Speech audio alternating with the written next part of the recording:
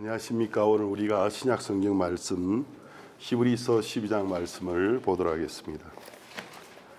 신약 성경 히브리서 12장입니다.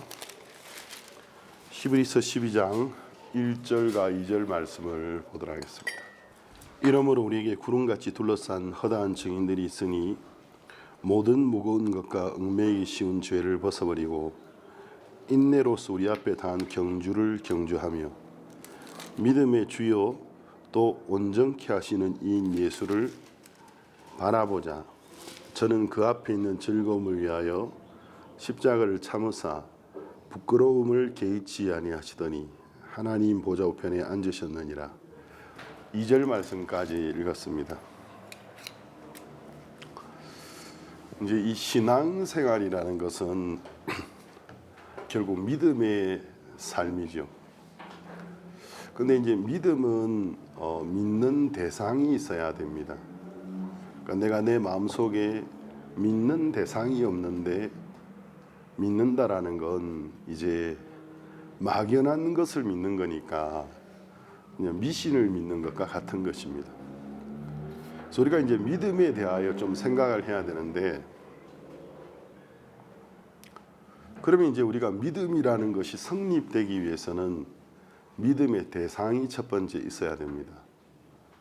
두 번째, 그 믿음의 대상이 정말 믿을 만한 존재인가를 우리가 생각해 봐야 됩니다.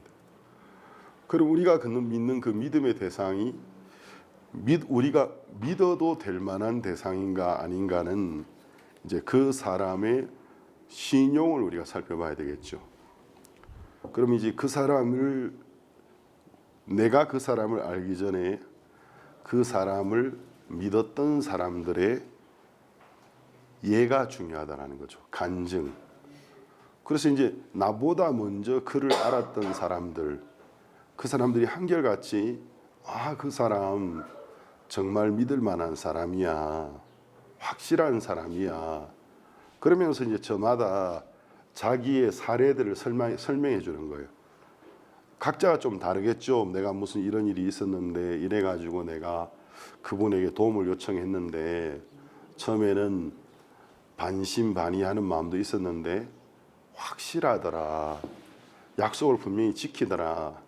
그렇게 이제 내 주변에 한 사람, 두 사람, 세 사람, 많은 사람들이 똑같은 이야기를 할 때 결국 그것이 내 마음속에 믿음을 일으켜 준다라는 것입니다. 그 이야기를 이 히브리서 12장 1절이 하고 있는 거예요. 이러므로 우리에게 구름같이 둘러싼 허다한 증인들이 있으니 모든 무거운 것과 얽매이기 쉬운 죄를 벗어버리고 인내로서 우리 앞에 당한 경주를 경주하며. 그러니까 12장 1절은 11장에 관한 이야기를 하고 있는 겁니다. 11장 전장에 믿음의 증인들에 관한 이야기를 했습니다. 그래서 이제 11장 1절부터 보면 믿음은 우리가 바라는 것들의 실상이고 보지 못하는 것들의 증거다 하면서 이제 2절에 선진이라는 것은 우리보다 앞서서 먼저 믿었던 사람들을 말하는 것입니다. 선진들이 이로써 증거를 얻었나니 믿음으로 하면서 이제 아벨 이야기부터 나와요. 아담의 아들 아벨에 관한 이야기죠. 그러면 이제 아벨은 어떤 믿음을 가졌었나요? 아담과 하와가 에덴 동산에서 쫓겨나서 많은 자식을 놓았지만 그 가운데 이제 가인과 아벨을 놓았는데 그 자식들에게 에덴 동산에서 하나님께 배웠던 것들을 구전으로 전했을 것입니다. 그 중에 대표적인 것이 우리가 범죄하고 죄책감이 우리 마음에 들어와서 하나님 앞에 어떻게 해야 될지 모를 때 우리는 잘 몰랐기 때문에 애를 쓰고 노력했고 우리의 부끄러움을 가리기 위해서 나중에는 무화과 나뭇잎으로 우리의 벗은 몸을 가렸다. 저는 고향이 이제 부산이라서 부산에 무화과가 굉장히 많았어요. 제가 어렸을 때 일제시대 때 일본 사람들이 와서 무화과를 많이 심었다 하더라고요. 그래서 이제 일본 말로 이치치꾸라 해가지고 우리는 어렸을 때 이제 무화과보다 이치치꾸라고 더 잘 알았거든요. 그래서 이제 많이 따먹었어요. 그래서 이제 아담과 하와가 근처에 무화과 나무가 있으니까 무화과 나무 잎을 보면 여기 이제 학생들은 무화과 나무 잎을 아마 본 적은 있겠지만 눈여겨 안 봐가지고 기억을 못할 수도 있는데 무화과 나무 잎은 딱 사람 손바닥처럼 한 잎사귀에 이렇게 5개로 갈라져요. 사람 손가락처럼. 그래서 사람의 손바닥을 닮았어요. 물론 사람의 손바닥보다는 면적이 넓지요. 근데 아담과 하와가 죄책감이 그들의 마음을 짓눌러 왔을 때 무화과 나무 잎을 주어서 자기의 벗은 몸을 가리려 했다. 이건 이제 굉장히 상징적인 의미를 가지고 있는 겁니다. 처음에는 나뭇잎으로 몸을 가렸겠죠. 시간이 지나니까 아마 손이 저리고 팔이 저리고 부자연스러웠을 겁니다. 그러면서 어떻게 하지? 그 다음 그들의 머릿속에 떠오르는 생각이 그러면 나뭇잎들을 어떤 그 튼튼한 줄기가 있는 풀 중에 탄성이 있는 줄기를 가지고 집으면 되지 않을까. 최초에 이제 옷을 만들 생각이 든 거예요. 그래서 잎사귀들을 깨어서 무화과 나뭇잎을 깨어서 앞치마를 만들었어요. 일종의 옷이죠. 그럼 이것이 무엇을 의미하지요? 사람의 손바닥을 닮은 잎사귀들을 열심히 땀을 흘리고 수고해서 주어서 그 다음 덩쿨을 잘라왔겠죠. 그때는 칼이 없었으니까 덩쿨을 자르다 보면 날카로운 풀이나 가시에 아마 손이 베기도 하고 피가 나기도 했을 겁니다. 아마 팔이나 다리에. 그래서 그들이 이제 수고를 하면서 그 따온 덩쿨을 이제 바늘처럼 앞을 뾰족하게 해가지고 잎사귀들을 깨어서 옷을 만들어 입었다. 자, 이건 무엇을 의미하지요? 사람의 수고와 노력으로서 자기의 벌거벗은 것을 가리려고 하는 종교적인 행위였다는 것입니다. 그래서 모든 종교는 이 창세기 3장의 아담과 하와가 범죄하고 난 다음에 했던 그 원초적인 행동의 성격을 띠고 있어요. 결국 뭐냐면 내가 보기에 내 수고와 애씀을 통해서 나의 허물을 가리려고 하는 겁니다. 그러니까 이제 어떤 내 마음에 죄의식이 있을 때 그 죄책감을 스스로 좀 감소시키려는, 죄책감이 돼 스스로 자기의 양심을 위로하려는 본능적인 행동이 나와요. 그럼 이제 예를 들어서 기혼자인 남자가 갑자기 어느 시기를 기점으로 자기 아내에게 전보다 훨씬 더 친절하기 시작하는 겁니다. 그러니까 평상시보다도 이상하다. 우리 남편이 우리가 신혼 때는 물론 그랬지만 같이 산 세월이 지금 꽤 많이 흘렀는데 항상 신혼 때처럼 막 그렇게 감정적일 수는 없는 거잖아요. 그런데 이제 어느 시기에 딱 들어서 이상하다. 눈에 띄게 과잉 친절하다 나에게. 그리고 이제 아이들에게도 지나치게 선물 세례나 용돈을 쉽게 준다. 그럴 때 이제 가정주부들이 남편을 눈여겨 보아야 됩니다. 그러니까 왜 그런 행동들이 나오냐면 자기 양심에 무엇인가 지금 가책이 되고 있는 게 있는 거예요. 그러니까 자기 양심에 어떤 가책을 주고 있는 것이 있는데 해서 안 될 짓을 하고 있는 겁니다. 근데 이제 가정에 와서 아내를 보고 자녀들을 보면 미안한 거예요. 그러니까 이제 옛날하고 다른 좀 자연스럽지 않은 과한 어떤 친절이 나온다라는 거죠. 그런 것이 뭐냐면은 사람이 자기 양심의 가책을 느끼게 될 때 스스로 자기를 위로하려는, 양심의 가책으로부터 자기를 위로하려는 그런 본능적인 어떤 행동이 나오게 된다는 거죠. 그 이야기가 이미 창세기 3장에 적혀 있는 거예요. 아담과 하와가 죄를 범했어요. 결국 하나님 말씀을 거역했죠. 그럼 하나님 말씀을 거역하고 마귀의 말처럼 하나님처럼 되어버리고 초월적인 존재가 되어버리면 되는데 결과적으로 그렇게 되지를 못했습니다. 또 그들의 마음속에 남은 건 양심의 가책이었습니다. 그들의 마음에 양심의 가책이 일어났을 때, 그래서 이제 그들이 벗은 것을 깨닫고, 그건 무슨 말이냐면 죄의식을 가지게 됐다는 거죠. 만약에 사람이 죄의식이라는 것이 사람 속에 전혀 존재하지 않는다면 죄 사함이 필요 없을 수도 있어요. 그런데 이제 사람은 어떤 정신적인 문제가 있는 경우, 뭐 사이코패스라든지 뭐 소시얼패스라든지 정신적인 어떤 결함이 있는 경우를 제외하고는 죄의식을 가지고 있습니다. 사람의 깊은 마음 속에서.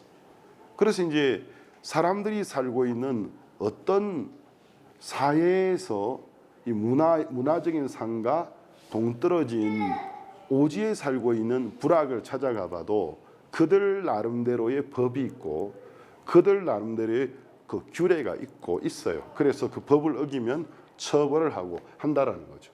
그러니까 사람들에게는 그런 어떤 기본적인 죄의식이 있다라는 거죠. 그러니까 이제 선과 악을 알게 하는 나무 열매를 먹었기 때문에 선과 악에 대하여 스스로 구별하는 죄의식, 스페인어로 코그니티보라고 하는데, 코그니티보 데 꿀파, 페카도, 코그니션이라고 하기도 하는데, 죄의식이 사람의 마음속에 들어와 버린 겁니다. 죄의식이 마음속에 들어왔을 때 그 다음 난 행동이 이제 수고와 노력으로 그 죄책감을 감소시키려는, 완화시키려는 행동이 나왔다라는 거죠. 근데 그것이 사람을 정말 하나님 앞에 깨끗하게 해주지를 못해요. 내가 내 마음에 근본적인 죄를 가지고 있으면, 내가 내 아내를 속인다든지 아내 앞에서 불륜을 범한다든지 하면, 내가 아내에게 아무리 어떤 희생적인 어떤 태도를 취해도 근본적으로 내 마음에 떳떳함이 없어요. 그 내 마음속에 있는 죄가 내 양심에서 나를 고발한다. 성경을 읽어보고 이제 송사한다, 정죄한다. 옛날 말인데 막 나에게 이제 나를 정죄해요. 너 위선자야. 너 위선자야. 너 가증한 놈이야. 너 깨끗한 척하지만 너 나쁜 놈이잖아. 결국 수고와 노력이 죄의식에서 우리 마음을 자유롭게 해주지 못한다라는 거죠. 그것은 이제 무화과 나무 잎사귀가 잘 보여주는데, 처음에는 벗은 몸을 잘 가렸지만 모든 잎사귀는 원둥치에서 떨어져 나오면 시간의 흐름을 따라서 마르기 시작합니다. 그래서 바싹 말라서 수분이 완전히 없어졌을 때는 부서져 버립니다. 그걸 잊고 있으니까 이제 생각해 보세요. 아담과 하와가 무화과 나무 잎사귀로 옷을 만들었는데 잎사귀의 수분 함유 상태에 따라서 마르는 속도가 다 다를 거예요. 근데 시간이 지나면 아마 잎사귀 옷 색깔이 다 달라지겠죠. 많이 노래진 것도 있고 이제 푸르고 노란 것도 있고, 어떤 거는 노란 상태를 벗어나서 이제 초월해서 수분이 완전히 증발돼 버리고 약간만 이제 압력을 가하면 부서져 버려요. 그러니까 이제 부분적으로 벗은 몸이 보이기 시작하는 거죠. 그럼 이건 뭘 의미하느냐 하면, 사람의 어떤 종교적인 어떤 행위가 우리를 죄에서 온전히 자유하게 못한다라는 사실을 잘 보여주고 있는 거예요. 그러니까 어떤 사람의 종교적인 어떤 행위는 하나님은 그거를 의라고 인정해 주지 않으세요. 왜냐하면 이것은 일시적인 것이기 때문에. 그러니까 영구적인 것이 아니고 순간 그럴싸히 보는데 시간이 지나면 부서져요. 여러분 주변에서 또 여러분들도 각오와 결심을 해본 적 없습니까? 내가 이제 더 이상 안 이래야 되겠다 하고 각오를 막 할 때, 결심을 할 때 시간적으로 어느 정도까지는 지금 내가 각오와 결심이라는 무화과 나뭇잎을 딱 따가지고 붙였는데 푸른색을 유지를 해요. 근데 시간이 지나면 마르기 시작합니다. 각오가 약해지기 시작하고 결심이 풀어지기 시작하면서 내가 안 하겠다고 각오했던 것, 결심했던 짓을 다시 하게 됩니다. 그래서 하나님은 그 무화과 나뭇잎 옷은 참된 옷이 아니다라고 말씀하시는 겁니다. 그래서 그들을 내어 쫓기 전에 뭘 하셨죠? 다른 옷을 하나 보여주셨어요. 그게 뭐냐면 무화과 나무 옷잎은 아담과 하와가 발명한 거예요. 창작한 거예요. 그런데 하나님이 그 옷은 온전한 옷이 아니야 하고 그들을 에덴 동산에 내어 쫓으시면서 가죽 옷을 지어서 입히셨다는 거죠. 그럼 요즘은 인조 피혁이라 해서 비닐 종류나 뭐 우레탄이나 플라스틱 소재를 고무 성질을 잘 섞어서 거의 가죽처럼 보이는 인조 피혁을 만들어낼 수는 있어요. 그렇지만 과거에는 가죽 옷을 지어 입히시니라. 가죽 옷이라는 게 존재하기 위해서는 반드시 한 생명체가 희생되어야 되는 겁니다. 그럼 아담과 하와는 에덴 동산에서 처음으로 뭘 봤느냐 하면 피가 흘려지는 것을 보았을 겁니다. 그래서 피가 흘려질 때 생명이 죽는다라는 사실을 알게 되었습니다. 이 이야기가 아담 시대로부터 약 2500년 후쯤에 모세 시대에 하나님이 율법에서 육체의 생명은 피에 있음이라. 내가 이 피를 너희에게 주 너희 단에 뿌려 너희 죄를 속하게 하였나니 피가 죄를 속하느니라. 그러니까 약 2500년쯤 지나서 모세 시대 때 모세가 생명체, 육체를 가지고 있는 생명체의 생명은 피에 있구나. 피가 다 흘려지면 죽는 거구나. 그래서 죄의 삭은 사망이기 때문에 흠없는 생명이 흘린 피, 흠없는 생명의 피를 죄인의 죄를 위하여 단에 대신 뿌릴 때 죄의 값이 갚아지는구나. 아담으로부터 약 2500년쯤 지나고 난 다음에 이 사실을 알게 되었어요. 근데 이 사실을 제일 먼저 하나님께 배운 사람은 아담이죠. 아담은 구체적이지 못했지만 모세처럼 정확한 건 아니었지만 보았기 때문에 저 붉은 액체, 생명체의 몸에서 흐르는 붉은 액체가 어느 정도 이상 흘러지면 생명체는 죽구나. 그리고 그 피를 흘리고 죽은 그 죽음이 죄를 씻구나. 이걸 알게 됐다는 거죠. 가죽 옷을 입었어요. 그러니까 하나님이 아담과 하와를 에덴 동산에서 그냥 쫓아내신 게 아니고 장차 이 세상에 구세주가 오시면 구세주가 이 세상을 어떻게 죄에서 건져줄 것을 미리 암시해 주셨다는 것입니다. 그래서 아담과 하와는 그 위에 에덴 동산에 쫓겨났어요.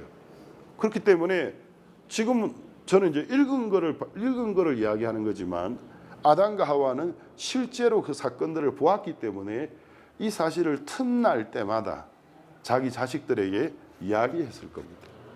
그럼 그들이 처음에는 농사 일을 했기 때문에 아마 하루 종일 낮에 일하다가 어두워지면 모였겠죠. 그럼 잠들기 전에 뭐 했을까요? 처음에는 아마 동굴 같은 데 살았겠죠. 나중에는 움막 같은 걸 지었겠죠. 그러면 자녀들에게 아담과 하와가 수차례 반복하는 이야기가 자기들이 하나님의 마귀의 말을 듣고 범죄하기 전에 에덴이 얼마나 아름다웠던가. 그 다음 마귀한테 어리석게 속아가지고 하나님 앞에 범죄했던 그 막 고통스러운 기억들. 그 이후에 이제 어떻게 관계를 회복할 줄을 몰라가지고 쩔쩔쩔 매고 있었는데 하나님이 해결책으로 가죽 옷을 주셨던 이야기. 아마 이 이야기를 자녀들에게 했을 겁니다. 이 이야기는 가인도 들었을 것이고 아벨도 들었을 것입니다. 그런데 여기에서 이제 두 부류의 사람으로 갈라지는데 4절 믿음으로 아벨은 가인보다 더 나은 제사를 하나님께 드림으로. 여러분 성경을 볼 때 잘 봐야 돼요. 성경에는 하나님의 말씀이 마음이 적혀있기 때문에 믿음으로 아벨은 가인보다 더 나은 제사를 하나님께 드림으로. 믿음이라는 게 성립되기 위해서는 뭐가 있어야 된다고 했죠? 믿음의 대상이 있어야 된다고 했잖아요. 그러면 지금 아담의 마음속에 믿음이라는 것을 최초로 이제 믿음이라는 게 형성되는 건데, 아담의 마음에 믿음이 형성되기 위해서 믿음의 대상이 있어야 했습니다. 그 대상은 누구였죠? 아버지와 어머니였죠. 그렇지만 그 아버지 어머니가 전해주는 메시지는 아버지 어머니가 지어낸 이야기예요, 하나님께 받은 거예요. 그러니까 이제 구전으로 전해지는 하나님의 말씀, 그 증인들의 말씀을 들었을 때 아벨은 믿었다라는 거죠. 아, 그러면 흠없는 한 생명의 피가 흘렸을 때 죄의 값이 갚아지는 것이구나 믿었습니다. 근데 아벨은 그 이야기를 믿지 않았어요. 만약에 믿었다면 가인과 아벨이 나이가 들어서 하나님께 제사를 드릴 필요성이 있었을 때 가인도 아벨 같은 제물을 드렸을 겁니다. 그런데 가인은 아벨이 드렸던 제물을 안 드리고 자기가 농사에서 수확한 그 수확물의 가장 좋은 것을 하나님께 바쳤거든요. 그러면 그 수확물이나 농사의 수확물이라는 건 뭐죠? 땀과 눈물의 결정체잖아요. 그러니까 이제 가인은 뭘 드렸냐면 아버지 어머니가 우리가 수고하고 우리가 눈물을 흘리고 피부가 풀에 베이고 덩굴에 베이면서 무화과 나뭇잎 주워가지고 깨매고 했는데 막 손도 트고 했는데 안 되더라, 하나님 안 받으시더라, 그 이야기를 믿지 않았다라는 것입니다. 가인의 마음속엔 무슨 소리야, 그건 아버지 어머니가 좀 시원찮게 하셔서 그렇지, 내가 얼마나 마음 들여서 농사했는데 이거 받아주실 거야. 그 이제 아벨은 똑같은 이야기를 듣고 전해주시는 그 구원의 말씀, 그러니까 이게 복음이에요. 복음, 가죽옷 이야기가 복음인데 복음을 들었을 때 믿었습니다. 근데 가인은 그 말을 믿지 않고 자기를 믿었다라는 거죠. 그 결과가 뭐죠? 믿음으로 아벨은 가인보다 더 나은 제사를 하나님께 드림으로 의로운 자라 하시는 증거를 얻었으니. 자, 아벨의 믿음의 결과가 뭐죠? 하나님으로부터 네가 의로워, 너는 의롭다라는, 너는 의로워, 의롭다라는 증거를 받았다는 거죠. 이게 스페인어에는 더 명확하게 되어 있어요. Recibió testimonio de que era justo.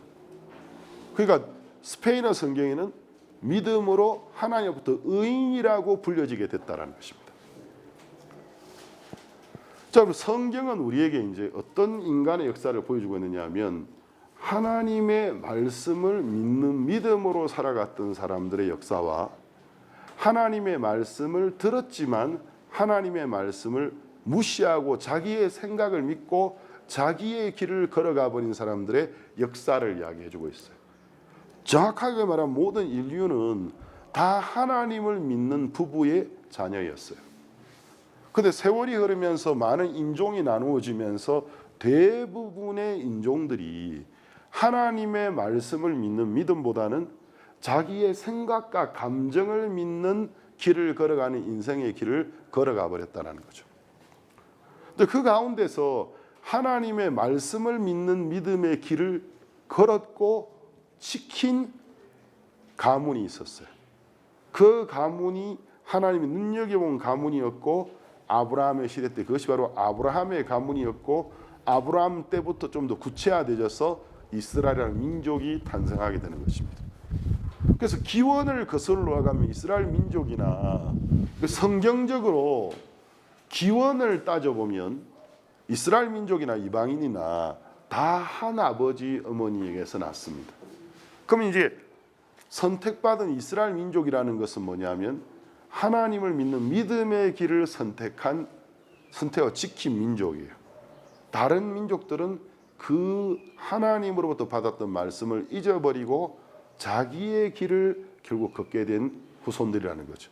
그래서 오늘 이 세상에는 대부분의 사람들이 자기의 생각과 자기의 느낌, 거기서 형성된 경험이라는 것을 믿으면서 인생을 살아가고 있는 겁니다.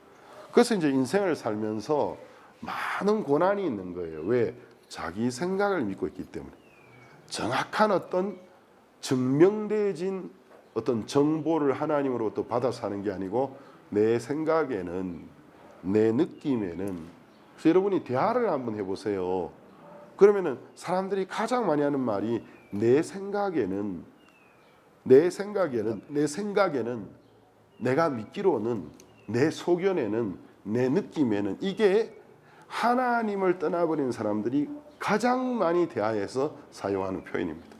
그러니까 이제 내가 하는 말이 하나님으로부터 증명된 것인가에는 별로 관심이 없는 거예요. 나는 그게 옳다고 생각해. 나는 그게. 그래서 낭패를 당한 사람들 따르면 왜 그렇게 했어? 저는 그렇게 하면 행복할 줄 알았어요. 저는 그렇게 하면 잘 될 줄 알았어요.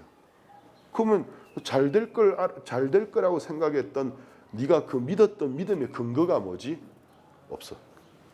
그냥 그럴 것 같았어요. 그래 결국 하나님을 떠나버린 사람들은 마귀가 아담과 하와에게 생각을 내줬지 않습니까? 하나님은 선과 악을 알게 하는 나무 열매를 먹는 날엔 정녕 죽으리라 하셨는데, 마귀는 너희가 이 열매를 먹으면 너희도 하나님처럼 될 것을 하나님도 아시느니라 근거가 없는 생각을 사람의 마음속에 넣어줬어요. 저는 이제 제가 이런 나이에 구원을 받고 교회 생활을 오래 했기 때문에 제 자신에 대한 믿음이 별로 없어요. 그래서 내가 어떤 일을 혼자 결정하는 것을 굉장히 두려워해요. 그래서 어떤 일을 결정할 일이 있으면 하나님 앞에 기도해보고 하나님 지금 내가 선택하는 이게 맞는 겁니까? 몇 번을 물어보는 거예요. 여러분은 여러분의 장래를 위하여 기도하는지 모르겠습니다. 나는 내가 중학교 3학년 때 복음을 듣고 구원을 받았기 때문에 고등학교 시절에는 3년 내내 기도했어요. 하나님 내 장래를 보여달라고. 하나님 나는 내 인생을 허비하고 싶지 않아요.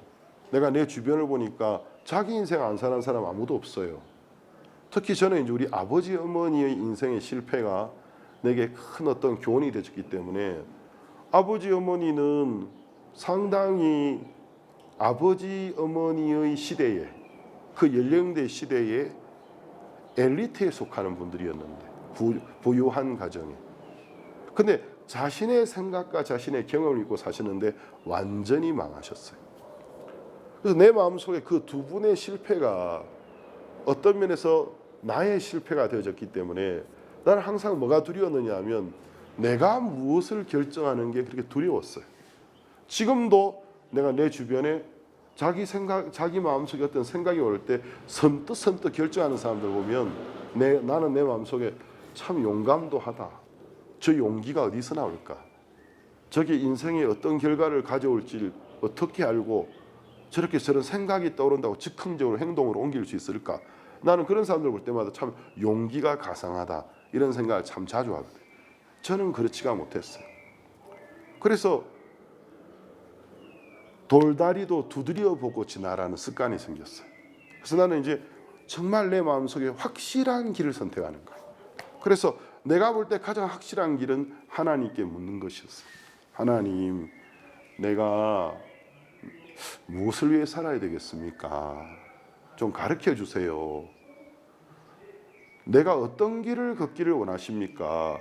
그걸 가르쳐 주시면 내가 그 길을 걷겠습니다. 그래서 이제 3년 동안 그 기도를 하나님께 하면서 하나님께 기도 응답을 어떻게 받는다라는 것도 알게 되었어요.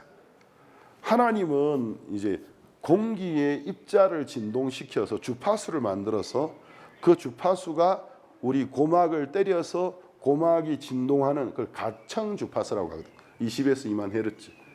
그러니까 공기의 그 입자가 공기가 흔들리는 것이 파장이 일어나는데 그게 그 파장이 공기 중에 와서 내 고막을 비닐보다 얇은 고막을 딱 때려요. 그럼 파장이 쫙 감지가 되거든요.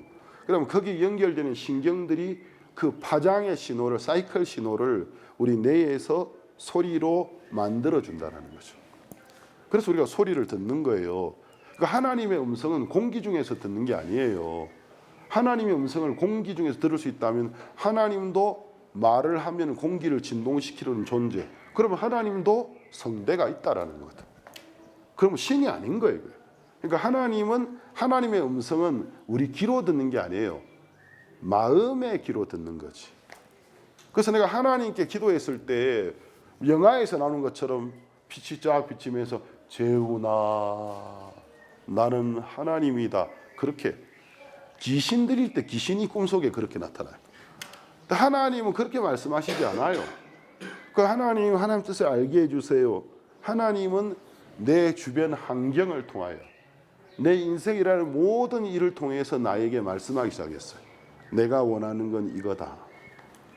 그러면서 이제 1년이 지나고 2년이 지나고 3년이 되어져 갈 때 하나님 나에게 원하는 게 뭐지? 내가 언제 가장 기뻤지? 내가 언제 가장 행복했었지? 내가 무엇을 할 때 가장 행복했었지? 또 내가 무엇을 하고 있을 때 하나님이 나를 어느 때보다도 더 분명하게 잘 도우셨지? 내가 복음 전할 때였어요. 그러면서 하나님이 내가 복음 전도자의 길을 걷기를 원하시는구라는 걸 제가 모든 감각으로 느끼기 시작했어요. 하나님은 나를 복음 전도자의 길로 가게 하고 계시는구나. 또 내 주변에 보면 또 반대인 경우도 있더라고. 사업이 잘 안 되고 어려우면은 목사님 저 그냥 성교학교 들어갈까요? 이런 분들이 또 있어요. 그럼 저는 이제 잠시 기다려 보시라고. 하나님의 음성을 좀 들어보자. 우리 여기 오스카 장로님 같은 경우에는 처음에 삶이 어려울 때 나 성교학교 들어가야 되는 거 아니냐 자꾸 하길래 기다려 보라고. 좀 더 하나 기도해 보라고.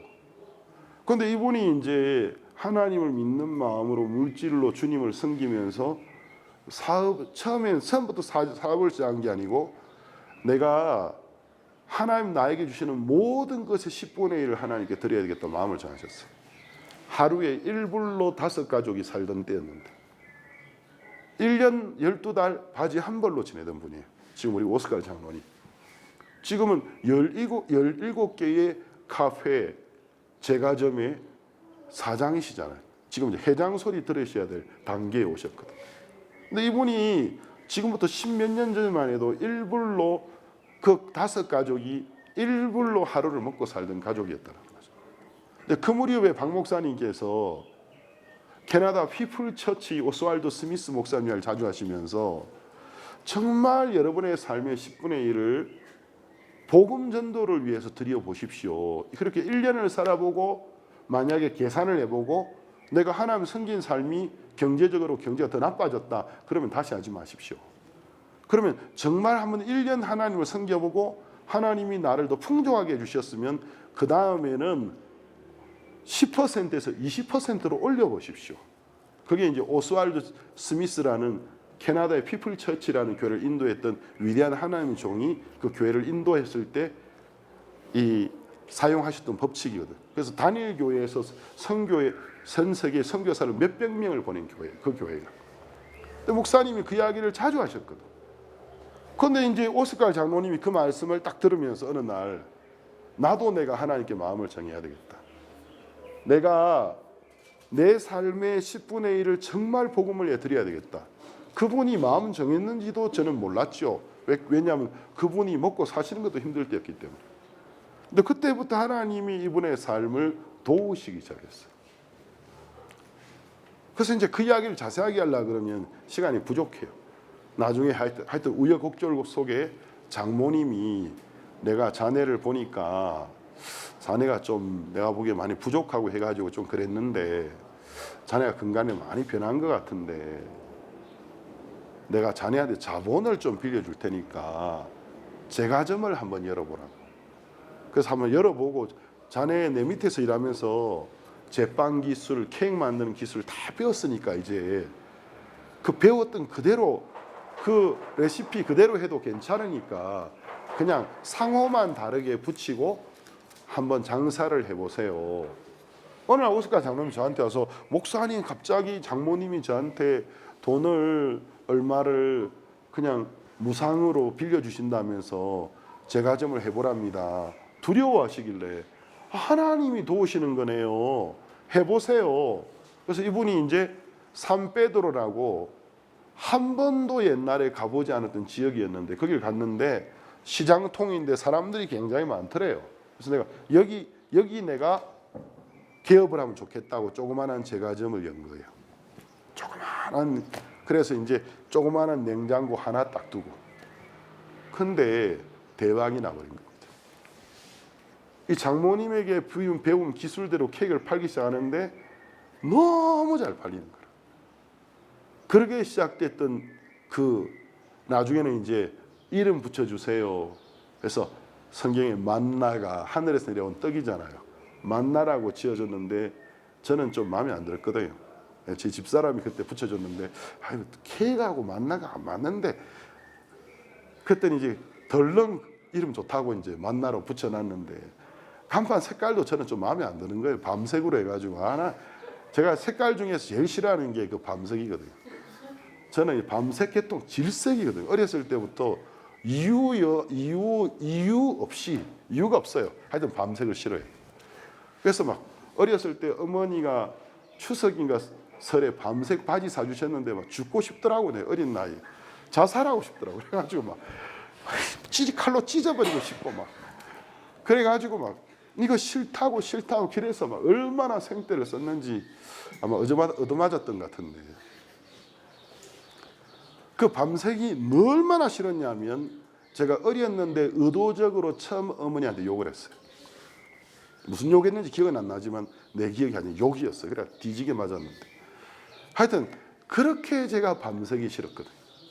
지금도 저는 그래서 밤색을 별로 안 좋아해요. 제가 있는 곳에 가면 밤색이 별로 없어요. 그래서 저 밤색, 저 똥색 저거 나 꼴도 보기 싫어. 그랬는데 그 상호를 또 이제 짙은 밤색으로 해놔요. 내가 색깔도 마음에 하나도 안 드네. 진짜 좀 세련되게 하지. 근데 본인이 좋다는 걸 어쩌겠습니까? 내버려 놨는데 대박이 난 거예요. 대박이. 지금 멕시코 시티와 수도권에 17개의 제과점이 있어요. 베라크루스나 다른 도시에서도 기업을 하고 싶다고 소시오가 되고 싶다고 이야기를 했는데 이제 여러 가지 이제 규정상 아직까지 딴 지역에는 안 열고 계세요. 그래서 이제 제가 이제 보면서 하나님이 이분을 물질로서 복음을 섬기게 하시는 길로 이끄시고 있구나 하는 걸 제가 느꼈어요. 그래서 장로님은 계속 그 일을 하시라고. 그것처럼 이제 하나님의 음성이라는 건 하나님이 어떤 일 때문에 하나님께 묻고 기도하기 시작했을 때 처음에는 내 기도가 응답되는 것처럼 안 느껴져요. 하나님 내 기도 듣고 있다는 생각이 안 들어요. 그러나 하나님은 우리가 하나님께 예수님의 이름으로 진지하게 하는 기도를 전부 다 듣고 계십니다. 그래서 이제 기도를 할 때 어느 정도 시간이 흐르면 내 삶의 모든 환경과 형편과 삶에 일어나는 크고 작은 모든 에피소드 속에서 결국 나를 한 방향으로 끌어갔어요. 또 어느 시점에 딱 가면 하나님 나에게 말씀하고 있다는 사실을 깨닫게 해줍니다. 하나님이 나를 복음 전도자의 길을 걸어가게 하시는구나. 하나님이 나를 사업을 하면서 물질로서 복음의 뒷받침을 하도록 이끄시구나. 굉장히 세밀하게 하나님은 한 사람 한 사람을 이끌어 갔어요. 또 어떤 사람은 노래를 부르면서 하나님을 섬길 수 있는 사람들이 있어요. 그런 쪽으로 하나님이 길을 열어가는 걸 볼 수가 있어요. 그렇기 때문에 내가 하나님께 묻지 아니하고 어떤 일을 결정한다라는 게 두렵지 않느냐는 것입니다. 그래서 제가 이제 세월이 흐르면서 이제 저하고 이제 젊은 세대하고 나이 차이가 점점점 커져갈수록 뭘 느끼느냐 하면 갈수록 청소년들이 용감해지고 있다는 사실. 근데 그 용감함이 근거 없는 용감함이라는 것입니다. 근거 없는 자기를 믿는 마음. 그러나 우리는 그래서 이제 히브리서 11장은 믿음으로 하나님께 묻고 하나님의 약속을 받아서 길을 걸어가는 사람들 이야기가 나와요. 믿음으로 아벨은, 믿음으로 5절 에녹은, 7절 믿음으로 노아는, 8절 믿음으로 아브라함. 자 보세요. 믿음으로 아벨은, 믿음으로 에녹은, 믿음으로 노아는, 믿음으로 아브라함은, 믿음으로 사라는, 그 다음 20절 믿음으로 이삭은, 21절 믿음으로 야곱은, 22절 믿음으로 요셉은, 24절 믿음으로 모세는, 그리고 쭉 가다가 31절 믿음으로 기생 라합은 10명입니다. 증인. 지금 제가 10명이 나왔습니다. 10명. 10명을 쭉 하고 난 다음에 32절에 내가 무슨 말 더 하리요. 시간이 부족하다라는 거예요. 기드온, 바락, 삼손, 입다, 다윗, 사무엘과 및 선지자들의 일을 말하려면 내게 시간이 부족하리로다.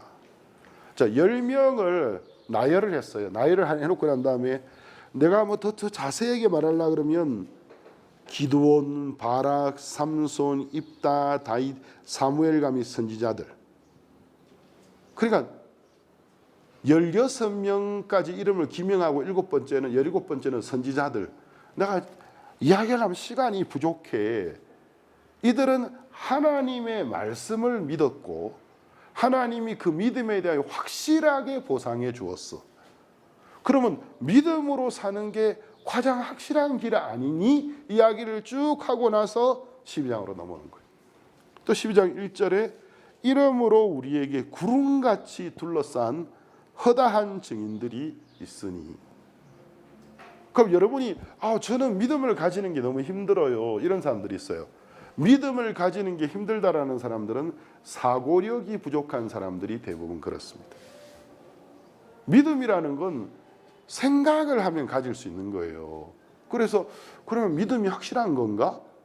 하나님을 믿는 믿음으로 길을 걸어가는 사람들을 찾아봐야 되는 거예요. 그들이 하나님을 믿었을 때 어떻게 하나님이 그들의 인생을 보상해 주셨는지를 읽어봐야 되는 거예요. 그래서 저는 선교사 열전 같은 것도 많이 읽어봤고 또 위대한 그리스도인의 간증에서 예수님 이후로 시대를 빛냈던 그리스도인의 간증집 같은 것도 여러 버전으로 많이 읽어봤거든요. 그러면서 믿음은 확실한 거구나. 내 마음에 하나님 믿는 믿음이 점점 커지기 시작했어요. 그리고 또 멀리서 찾을 것도 없이 박욱수 목사님의 삶을 보면 여러분이 늘 목사님을 뵈니까 하도 이제 간증을 많이 들어가지고 새롭게 못 느껴서 그렇지 정말 목사님의 삶이 믿음의 삶이었다는 거죠. 그럼 내 마음속에 믿음으로 사는 건 확실한 거예요. 그러면 이제 인생은 두 개로 나눠집니다. 하나님을 믿는 믿음으로 사는 것과 내 생각, 내 감정으로 사는 것과 둘로 딱 쪼개져요. 그래서 성경은 이제 뭐라면은 그럼 이런 믿음의 주인이 있는데 그러면 그들은 하나님을 믿었지만 결국 누구를 바라보았느냐 하면 2절 믿음의 주요 또 온전케 하시는 예수를 바라보자. 스페인의 성경에 보면은 Vuestros ojos en Jesús el autor y consumador de la fe. 좀 더 번역이 정확해요. 뭐라고 되어 있냐면 믿음의 주요 믿음을 온전케 하시는 예수라고 되어 있어요. 자, 그러면 믿음은 주인이 있다라는 거죠. 예수님입니다. 내가 예수님을 바라보고 예수님을 생각하고 있으면 그분은 나에게 믿음을 일으켜 주십니다. 두 번째, 내가 그분을 바라보고 내 마음에 믿음이 생겼을 때 아직도 믿음이 견고하지 못하고 흔들리는 상태일 때 또 그분을 바라보면 그 믿음을 견고하게 해주시는 분입니다. 결국 여러분 마음에 믿음이 안 생긴다라는 건 여러분이 예수님을 바라보지 않는다라는 것입니다. 제가 이제 지금도 오히려 제가 선교사 되기 전에 학생 시절을 그리워할 때가 많이 있어요. 그때는 제가 선교사가 아니었기 때문에 더 많은 시간을 성경을 보는데 순수하게 성경을 보고 기도하고 그 다음 주변에 있는 형제들과 성경에 대해서 이야기하는 시간이 지금보다 더 사실은 더 많았습니다. 근데 그때 제가 이제 어떤 경험들이 있냐면은 사복음서를 조용히 학교 갔다 와서 예배당에 도착해서 방석 깔고 읽다가 나도 모르게 내 마음이 정말 뜨거워지면서 예수님 정말 감사합니다. 당신이 정말 나의 모든 죄를 씻으셨네요. 그 믿음이 내 마음속에 진짜 기름 붓듯이 그 예수님을 사랑하는 뜨거운 마음이 내 마음속에서 올라왔던 적들이 여러 번이라는 거죠. 그런데 우리가 지금 이제 이유 없이 바쁜 시대를 살고 있습니다. 우리가 이유 없이 바쁜 시대를 살다 보니까 이제 우리가 좀 조용히 생각하기에는 너무나 힘든 시대를 살고 있어요. 그래서 이제 기술이 발전하면서 편리해지긴 했는데 조용히 생각하기에는 이 사회가 분위기를 조성해 주지 않는. 어제도 이제 우리 엠마누엘 목사가 오는데 차를 운전하는데도 핸드폰을 수시로 자꾸 들어서 보고는 한 손으로 이렇게 하길래 제가 보고 있다가 저 핸드폰 핸드폰 내려놔. 운전자가 자꾸 무슨 핸드폰 들고 있어. 습관적으로. 저도 그런 게 많이 생겼거든요. 그러니까 우리가 이제 조용히 생각하는 것이 정말 힘든 시대가 되어져 가고 있어요. 그러니까 빨리빨리 막 얕은 지식, 얕은 소식, 얕은 정보에 익숙해지다 보니까 빨리빨리 받으니까 좋긴 좋지만 지긋하게 조용하게 깊이 생각하기에는 너무나 힘든 시대를 이제 우리가 살고 있다는 거죠. 그러니까 그 깊은 어떤 묵상, 깊은 사고 속에서 가지게 되는 정말 폭넓고 깊은 마음의 세계를 경험하기에는 힘든 시대를 우리는 살아가고 있다는 거죠. 부부지간에도 대화 없이 살아가는 부부가 점점 많아지고 있어요. 그러니까 의무적인 대화지 정말 마음의 대화가 없는 부부들이 굉장히 많아요. 그러니까 서로가 서로를 아는 듯하나 모르는 거예요. 이 2절에는 믿음의 주여 또 온전케 하신 예수를 바라보자. 자, 그럼 신앙이라는 건 믿을 신자, 우러러 볼 앙자, 믿고 바라보는 것인데 한문으로는 그럼 우리가 믿는다라는 것은 바라보는 것과 연관성이 있어요. 그러니까 아까 말했던 것처럼 믿음은 믿음의 대상이 있어야 된다 했잖아요. 그러니까 그냥 믿습니다. 이건 맹신이고 누군가를 먼저 바라보아야 돼요. 그러면서 저분이 정말 믿을 만한 분이구나. 그리고 저분을 믿었던 아무개라는 분이 있지. 하나님이 그분에게 어떻게 하셨지?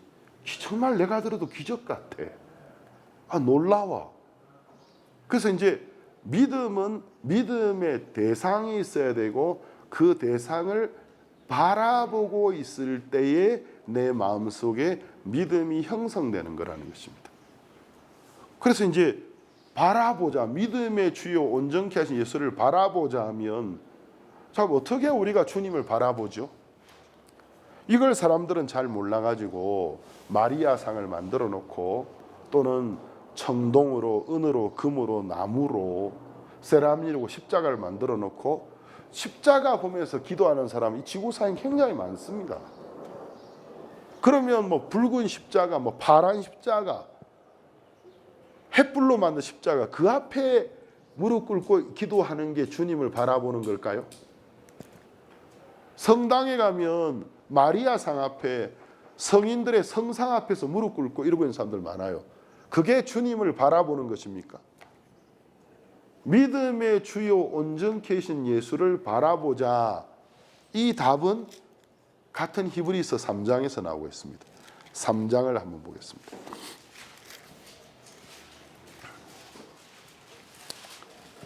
히브리서 3장 1절입니다.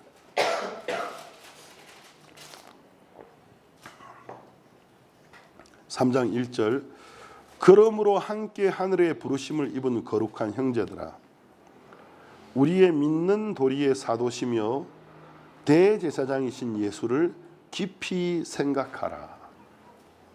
그러면 믿음의 주요 온전케 하신 예수를 바라본다라는 말은 예수를 깊이 생각하는 것입니다. 바라본다라는 건 그를 깊이 생각하는 거예요. 제가 학생 시절에 방과 후에 교회로 가면서 하루 종일 학교에서 많은 일들이 일어나는데 마음이 상할 때도 있었어요. 왜냐하면 이제 저는 이제 복음을 학교에서 참 많이 전했기 때문에 반대하는 친구들도 많이 일어났어요. 광신자다, 머리가 세뇌가 됐다, 맹신자다, 또 너무 열심히 믿는다고 이단이다, 이렇게 말하는 사람 참 많았습니다. 그러다 보면 이제 친구들하고 나도 모르게 언쟁을 벌일 때가 있어요.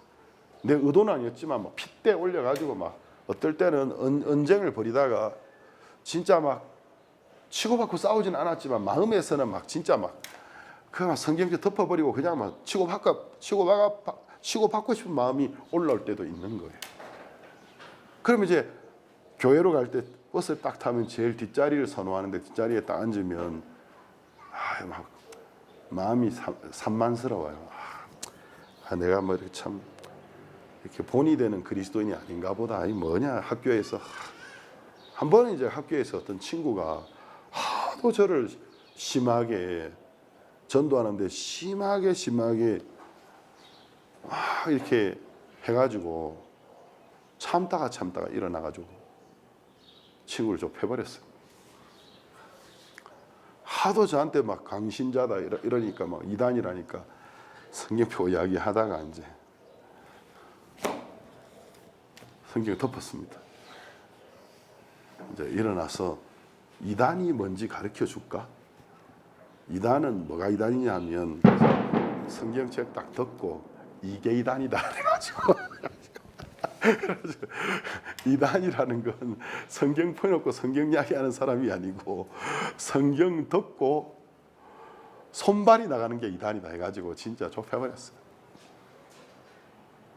그랬더니 막 반 친구들이 막 일어나가지고 막 저를 막 말리면서 어떤 친구 그 중에 한 명이 야, 너 의인이라며 무슨 의인이 사람 패냐? 진짜 불타오르고 있던 이 화가 난 마음에 참 이렇게 얼음물 한 바켓을 퍼붓는 듯한 느낌이 들면서 너 의인이라면서 무슨 의인이 사람 패냐 하는데 그 말 내가 들어도 말이 되는 거예요. 무슨 의인이 사람을 패요? 죄인도 사람 잘 안 패는데. 그래가지고 내가 그래가지고 이 말 맞다 그래가지고 하루 다 망쳐버렸어요. 그래서 내가 이 교회를 계속 다녀야 되나 안 되나, 내가 나 같은 사람 때문에 예수님이 이렇게 예수님의 이름이 칭찬을 받는 게 아니고 나 같은 사람 때문에 예수쟁이라는 말이 나오는 거야. 입만 살았다고. 그냥 그만둬라. 너 같은 놈 예수 안 믿는 게 낫겠다. 이제 오늘부터 예수님 안 믿을까 하다가 버스를 탔는데 타고 정신 차리니까 교회 가는 버스를 타고 있더라고. 그래가지고 안 믿기로 했는데 내가 왜 교회를 가고 있지? 그래가지고 제 뒷자리에 앉았는데 막 정신이 산만해요. 막 산만하고 짜증스럽고 눈을 감았습니다. 눈 감고 이제 고개 쳐박고 이제 가방 이렇게 들고만 짖는데 그러고 있다가 제 마음속에서 갈보리 십자가를 생각해 봤어요. 그때는 제가 이스라엘을 한 번도 못 가본 데였기 때문에 영화에서만 봤기 때문에 물론 지금은 제가 이스라엘을 가봐서 갈보리로 추정되는 두 곳이 있다는 걸 가서 보았지만 그때는 몰랐기 때문에 영화에 나왔던 갈보리를 생각하면서 그 갈보리에 세워진 세 개의 십자가를 기억해 봤어요. 그래서 실루엣만 생각하는 거죠. 황량한 산이 있고 꼭대기에 십자가가 있는 겁니다. 그래서 내가 이제 가만히 생각하는 거예요. 그 십자가를. 그러면서 내가 이제 예수님 바라볼 면목이 없는 거예요.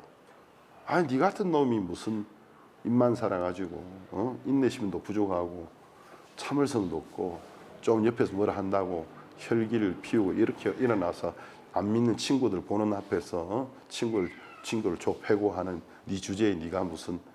그러고 있다가 십자가를 가만히 생각하고 있는데 어느 정도 시간이 지나니까 왜 예수님이 십자가에 못 박히셨지?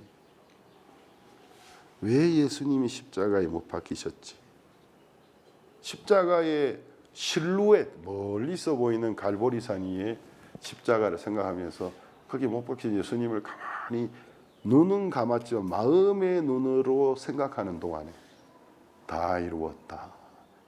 예수님이 남기신 그 마지막 말씀이 자꾸 생각나면서 다 이루었다. 내가 이렇게 못났지만, 내가 본이 되는 사람이 못 되지만, 그래도 예수님 나를 사랑하셨어. 그래도 예수님 나를 의롭게 하셨어. 그래도 예수님은 나를 받아주셨어.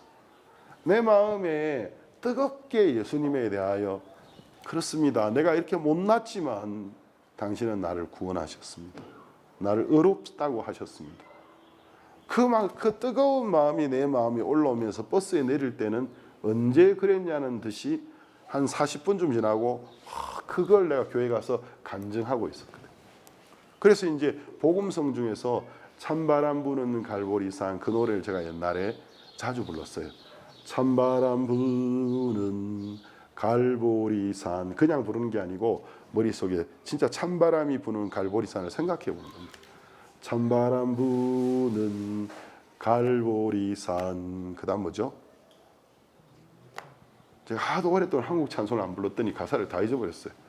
찬바람 부는 갈보리산, 디리리리리 디리리리, 나 같은 죄인 구하시려. 그 다음 뭐죠?